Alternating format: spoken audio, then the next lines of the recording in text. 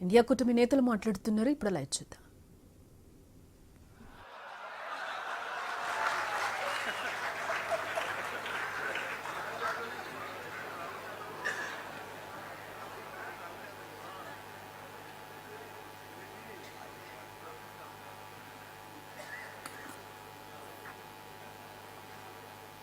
Congress party के अध्यक्ष जी शरद पवार जी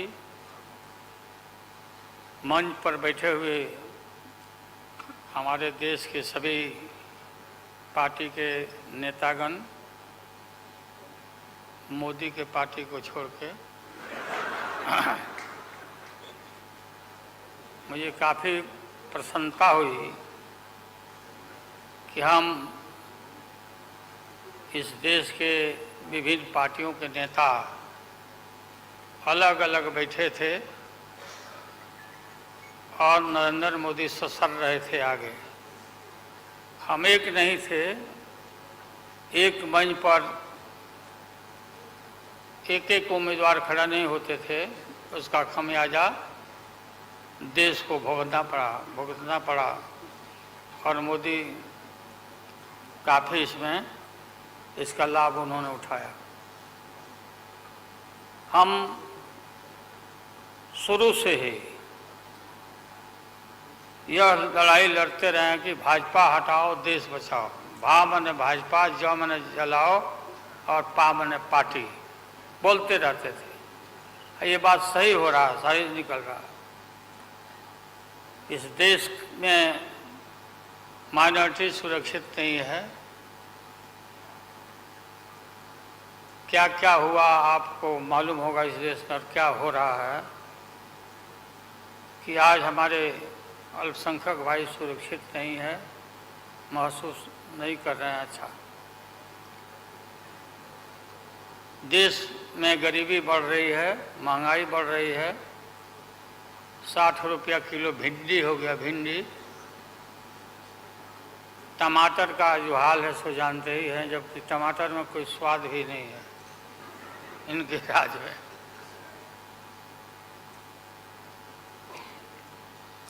लगातार लड़ाई लड़ते लड़ते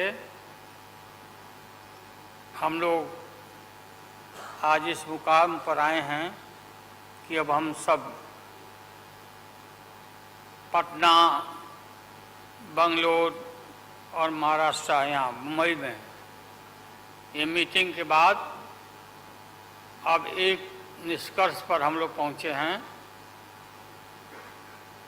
और एक स्वरूप बना है, संगठन बना है जो पढ़ करके आप लोग को सुनाया गया। आप सबको याद होगा कि कितना झूठ बोल करके, कितना अफवाह फैला करके इस सत्ता में लोग आए थे। मेरा भी नाम उस समय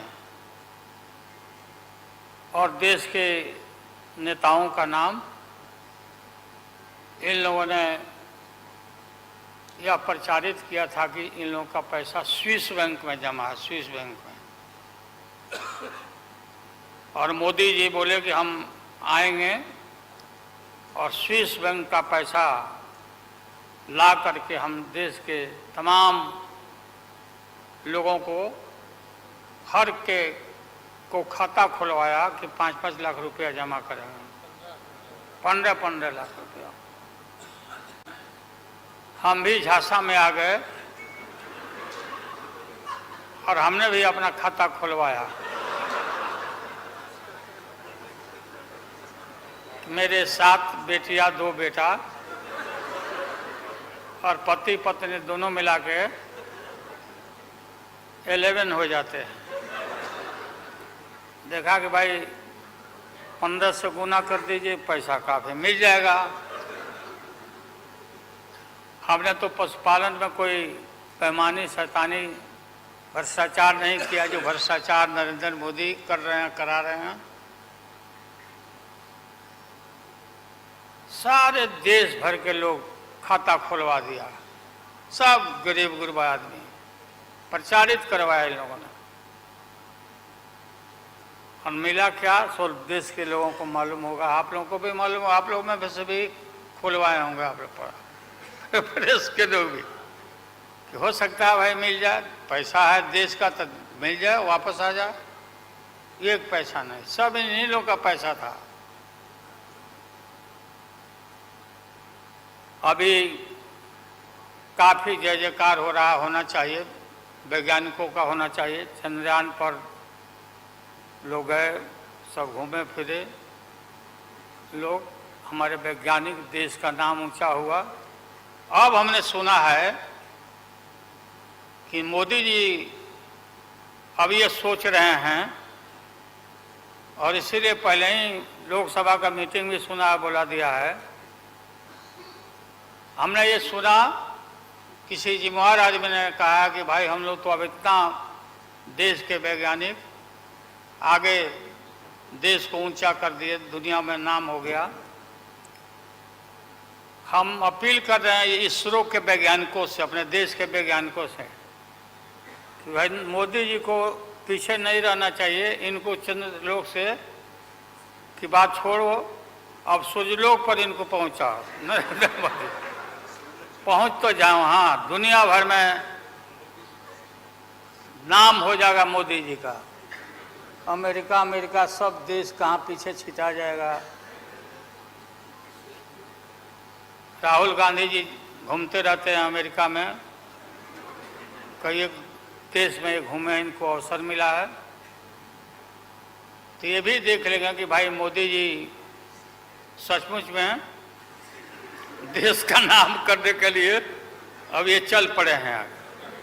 दशहरा के बाद इसकी तैयारी कर लें, हमारी शुभकामना है कि चले जाएं। इतनी गरीबी है, गुरबा लोग हैं, बेकारी है, चारों तरफ फैला हुआ है, और बोलते हैं कि देश आगे बढ़ गया, कि देश आगे बढ़ गया। देश के नेताओं को कोई भी ऐसा नेता नहीं छूटा है जिसको ईडी में, सीबीआई में ये ना फंसाए हों, सबको फंसा के। ये हम देखते थे, पहले के जमाना में सुनते थे कि जो बड़े लोग होते थे, सामंती लोग होते थे, वो गरीबों को और मिडिल क्लास के लोगों को मुकदमा में फंसा के और शासन करते थे। वही इनकी आदत हो गई है, और हम लोग डरने वाले नहीं हैं। हमने अपना किडनी ट्रांसप्लांट कराया है, कोई शौक से नहीं कराया है, डॉक्टरों ने कहा कि करा लो भाई। हमारी बेटी सिंगापुर में रहती है, उसने अपना एक किडनी दान दे दिया, जीवन दान दिया हमारी बेटी। और वहाँ इतना हम अपना शरीर का ऑपरेशन कराए हुए हैं, कोई ठिकाना नहीं। और पहले इस रोग के अलावा एशियन हार्ट इंस्टीट्यूट, डॉक्टर पंडा है यहाँ, नामी ग्रामी सर्जन हैं, 5-6 हमारा ऑपरेशन हो चुका है। लेकिन आप सबका आशीर्वाद और कृपा है कि हम जीवित हैं, और हम आगे भी, हम काफ़ी, मेरा हौसला मजबूत है कि हम रहेंगे, और मोदी जी को हटा के ही हम दम लेंगे हम लोग। इसलिए हम लोगों ने संकल्प लिया है, बिल्कुल। और सुन ले मोदी जी, अब आप समझ लेना कि पहले से मैं आपसे लड़ते आ रहा हूँ, गुजरात के युद्ध के, लड़ाई राइट के समय से, आपके और आपके गुरु, कौन अध्यक्ष है वो? हाँ? नहीं, उनके पार्टी के अध्यक्ष जी हैं, अडवाणी जी को तो गिरफ्तार किया था, वो नहीं भाई। अरे अभी जो है मौजूद अमित शाह, बताओ, ही कहाँ के शाह नेता हो गए, कब का संघर्ष किया होगा भाई। हम थे, राज्यसभा में थे उन दिनों में भैरव सिंह शेखावत साहब जी उपराष्ट्रपति थे, और दंगा जब हुआ तो चारों तरफ देश और दुनिया भर में यूरोपियन कंट्री ने अपने नागरिकों को मना कर दिया कि मत जाना उधर, भारत में मत जाना, और इनका प्रवेश भी निषेध हो गया था विदेशों में। आप सब लोगों को मालूम है किस तरह का इनका इतिहास रहा है। हम गमछी बिछा के फ्लोर ऑफ द हाउस में वहाँ बैठ गए आगे चेयरमैन के चेयर के नीचे। हम कहा कि मोदी को गिरफ्तार करो, गिरफ्तार करो मोदी को, नहीं तो नहीं उठेंगे। चारों तरफ से हाउस गर्म हो गया, गर्म हो गया हाउस। और गर्म होने के बाद काफी इनको परेशानी हुई, और स्वर्गीय अटल बिहारी वाजपेयी जी वो नेता थे, वैसा नेता हमने नहीं देखा। उन्होंने कहा नरेंद्र मोदी को कि राजधर्म ये कोई चीज होता है, राजधर्म, लेकिन जो आदमी गिरफ्तारी के बाद इतना सारा विपक्ष सब लोग हम लोग जुट गए थे कि भाई कम से कम कंडेम भी करो उनके एक्शन को, नहीं किया ये लोग।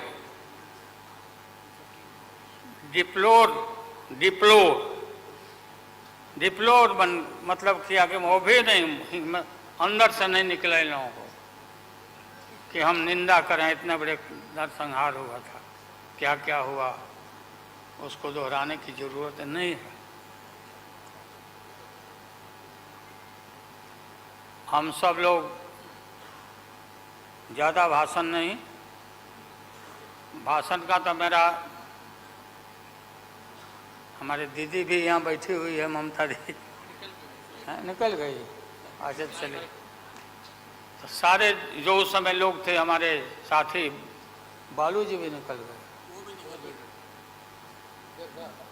हाँ हाँ गए, प्लेन है तो हम भी, मेरा भी प्लेन अभी निकल जाए। हम क्यों पीछे रहे, हम भी निकल जाते हैं। फ्लाइट का टाइम आ गया। तो आप सभी पत्रकार भाइयों को मैं प्रणाम करता हूँ, सलाम करता हूँ, आदाब करता हूँ। हम सब एक हैं और एक होकर के हम लोग इस लड़ाई को लड़ रहे हैं। और राहुल गांधी जी को भी हम काफ़ी मजबूती के साथ विश्वास हम लोग दिलाते हैं कि हम सब एकजुट हो करके सभी लोगों को एकोमोडेट करके आगे सीट शेयरिंग अब शुरू होगा, सीट शेयरिंग। और सीट शेयरिंग में हम लोग सब लोग सफल होंगे, कोई दिक्कत कठिनाई नहीं होगी, कहीं कोई हर्डल नहीं होगा। अपना कुछ नुकसान करके भी हम लोग इंडिया को, ये संघ है, हम लोग जिताएंगे और मोदी को हटाएंगे और देश को बचाएंगे। सभी लोगों को नमस्कार, जिंदाबाद, सब प्रणाम। क्या चलो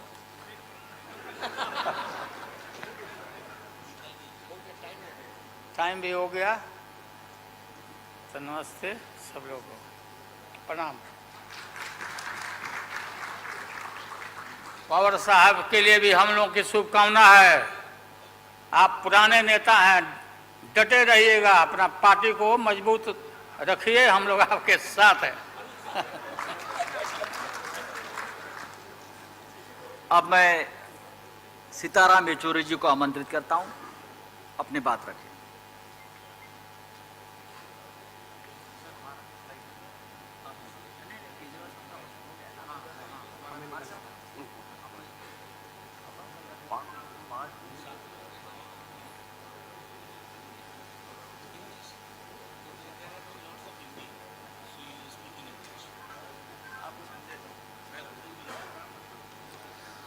Well, you've all heard our leader speak in Hindi, so you want me to speak in English or Should I also continue in Hindi?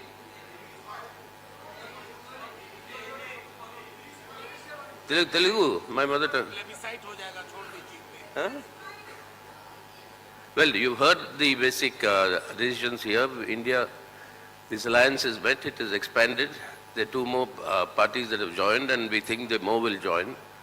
And we have worked out the understandings on the basis of which the seat sharing will be done at the state levels. State level seat sharing, all the discussions will take place at the state level. अच्छा बताइए Lalu ji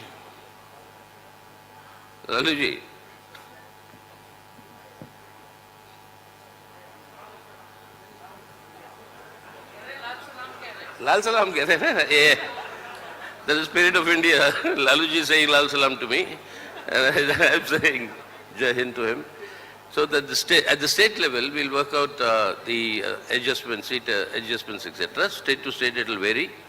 But the general overall understanding is very clear. We are all united here in order to save the character of the Indian Republic, which is the secular democratic republic, to save its constitution, to save democracy, and particularly to uphold the guarantees that have been given by the Indian constitution to all our citizens, irrespective of, I quote, caste, creed or sex. That equality for all and justice, that is economic, social and political, that justice for all, that must be ensured. If all this has to be done, then the BJP must be kept away from controlling the government and state power. So that is the objective with which we have all come together. Now you will be seeing many things happening, as in when this grouping gets more consolidated. The first time when we were meeting in Bangalore, suddenly the NDA was resurrected. This time when we came to Bombay, suddenly the 200 rupees was reduced to the gas cylinder. You heard about how much it was increased then. And while we were meeting here came the announcement of a special session of Parliament. And what gimmickry will follow from there, what will be done, that we'll have to wait and see. So it's very clear that the Modi government and the BJP is rattled by this coming together of all the secular forces and the secular parties, and that in itself is a signal for the march towards victory that India will make with all our leaders coming together. And we propose to consolidate this further with a series of public meetings spanning across the country, and that will from all parts of the country ranging out. So now from this meeting we are reaching out to the people. We are already with the people, but we'll be reaching out to the people through public actions and action programs, and that will be further strengthened in the days to come. So that is in addition to what has already been told here. We only think in the coming months you'll see more of united activity amongst all the parties that are represented here, and we are sure that more and more parties will be joining the India grouping, and this will consolidate further in order to save India today. To saving India and then changing India for the better. That is the objective with which we all come together, and that is what we will ensure, and that is our assurance to the people of our country. Thank you. अब मैं आमंत्रित करता हूं आदरणीय प्रिय Rahul Gandhi ji.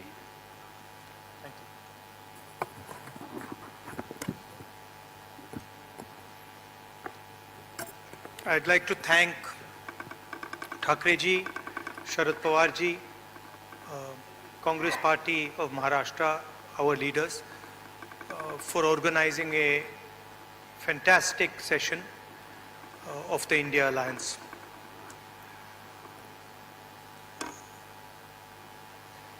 Two very big steps were taken. The most important thing to understand is that this stage represents 60% of the Indian population. if the parties on this stage unite, it is impossible for the BJP to win an election. So the task in front of us is to come together in the most efficient way possible. And two big steps have been taken in that regard. The first step is a coordination committee and committees under that committee. And the second step is a decision that we will expedite all seat sharing discussions and decisions and make them happen as soon as possible. These are two very, very powerful steps in ensuring that the India alliance defeats the BJP. The election is very, very clear. I did a press conference yesterday, and the nexus between the Prime Minister and a particular businessman is there for every single person to see. I mentioned yesterday in my press conference that the G20 is taking place, and it is very important for India's credibility, our nation's credibility, that the Prime Minister makes his position very clear and begins an inquiry on what has happened with regards to Mr. Adani. The Prime Minister and the BJP are a nexus of corruption. And that is the first thing that the India Alliance is going to demonstrate and prove. The idea behind Prime Minister Modi's government is to extract money from the poor people of this country and transfer it to a limited few. And so we are going to propose a clear path, development path. We are going to put together a clear set of ideas that will once again involve the poor people, the farmers, the kisans, the workers in the progress of this country. I'd like to once again thank all the senior leaders, and I'm confident that the India Alliance will defeat the BJP. The final thing I'd like to say, of course there are leaders who are much more senior than me, but the real work in this alliance is the relationships that are forged between the leaders of this alliance. And I can say with confidence that these two meetings have done a huge amount in building the rapport between all the leaders and ensuring that all of us work together as one. I can see that there is flexibility among all the leaders in the way we are approaching things. There are differences, of course, but I am extremely impressed by the way those differences are minimized and ironed out. Thank you very much. Of course, I don't want to comment much about the press, but I think Laluji said it best. You're also in some ways restricted and chained, and India Alliance is working to free you from your chains. Thank you. Sorry, I forgot one thing. I forgot one thing, which is probably the most important thing. I spent a week in Ladakh. I went to Pangong Lake, right in front of where the Chinese are. And I had detailed discussions, probably the most detailed discussions that any politician outside Ladakh has had with the people of Ladakh. And specifically, the shepherds of Pangong Lake, the leaders of Pangong Lake, and the common people who live around Pangong Lake. And they categorically told me that the Chinese have taken Indian land. They categorically told me that the Prime Minister is lying about the fact that the Chinese have not taken Indian land. And every single person in Ladakh knows that the people of India and the people of Ladakh have been betrayed by the government of India. There is clearly an accommodation that has happened between the government and the Chinese. There is clearly a change on the borders. Our shepherds themselves told us that they are not being allowed into the areas where they were allowed. So this is known to everybody. Unfortunately, our press doesn't raise these issues, but these are issues of national importance, of national security, and it is shameful, extremely shameful, what has happened in Ladakh. Thank you.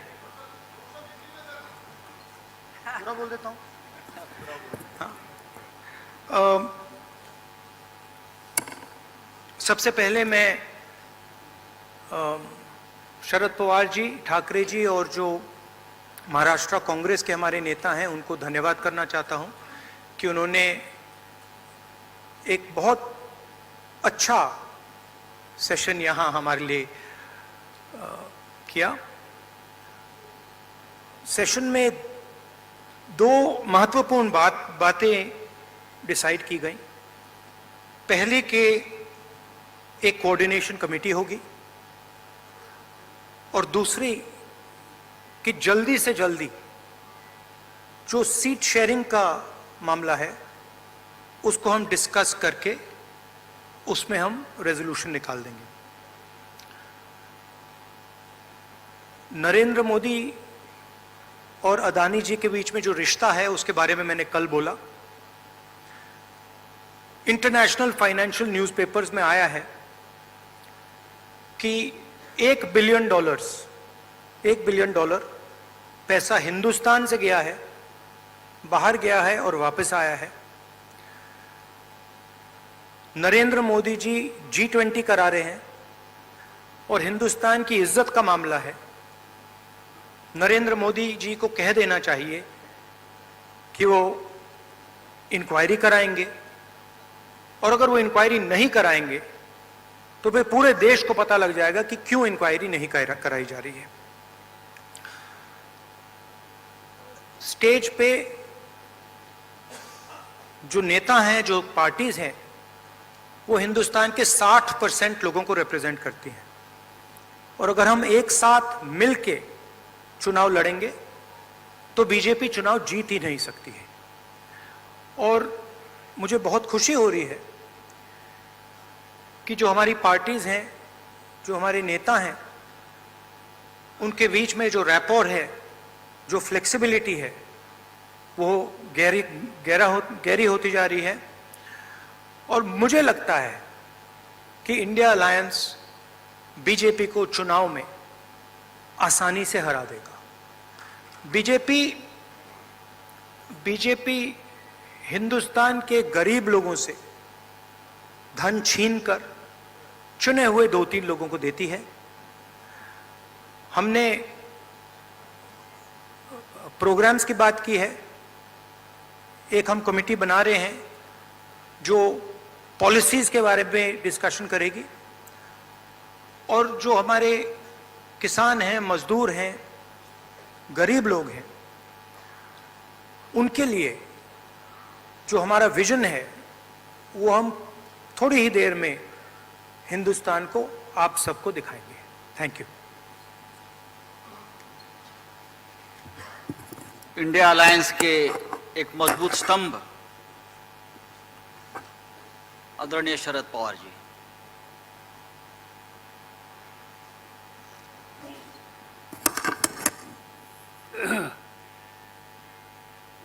सम्माननीय वैश्विक साथियों, कल से हम देश के 28 political party के नेता कि जिनकी उपस्थिति 68 के आसपास थी, यहाँ बैठे और कई दिनों से हमारे सबके मन में देश के सामने कोई गंभीर समस्या है, इस पर बहस करके आगे की नीति तय करने का काम ये 2 दिन के सेशन में हम लोगों ने किया। मैं शुरू में सभी पॉलिटिकल पार्टी जो बाहर से यहाँ आए, इनके यहाँ जो प्रबंध व्यवस्था करने की जिम्मेदारी उद्धव ठाकरे जी के नेतृत्व वाली शिवसेना हो, कांग्रेस पार्टी हो, राष्ट्रवादी कांग्रेस पार्टी हो, सभी साथियों ने अच्छी तरह से की और इसीलिए इन सभी नेता लोगों को मैं धन्यवाद देता हूँ कि जिसकी शुरुआत हमने बिहार से की थी, कर्नाटक से की, इस 30वां दफा महाराष्ट्र में हुआ और आगे की लाइन हमारी तय होने में इसकी बहुत मदद हो गई। और देश में अलग अलग राज्यों में अलग अलग स्थिति है, लोगों की समस्या बहुत है, चाहे किसान की समस्या हो, खेडूत की समस्या हो, मजदूरों की समस्या हो या नौजवान साथियों की समस्या हो। आज जिन लोगों ने एक भरोसे से देश की कारोबार चलाने की जिम्मेदारी भारतीय जनता पार्टी इन लोगों के साथियों के हाथ में दी, आज वही लोगों में एक तरह से नाराजगी की भावना थी, जगह जगह पर देखने के लिए मिलती है। उनकी सच्ची समस्या है, मगर हुकूमत हाथ में आने के बाद जिन लोगों के एक जमाने में जमीन पर फैज थे, आज जो अधिकार हाथ में मिला, इसका नतीजा, इसका परिणाम इन नेतृत्व करने वाले लोगों के काम करने के निर्णय में हो गया। आज हम लोग देखते हैं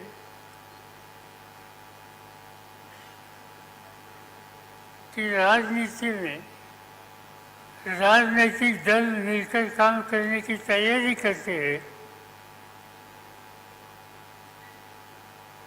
तो उनका काम हो, उनकी नीति हो, इस बारे में कुछ आशंका हो सकती है, मगर खाली यहाँ मीटिंग करने की बात तय हो गई तो इस पर भी भारतीय जनता पार्टी के लोगों ने क्रिटिसिज्म किया।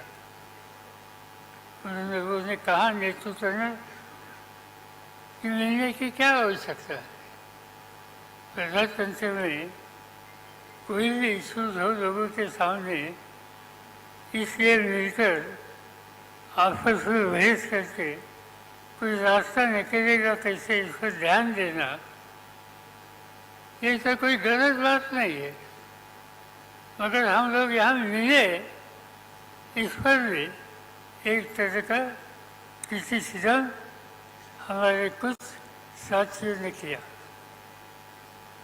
इससे एक ही बात साफ होती है कि 10 साल देश की हुकूमत हाथ में आने के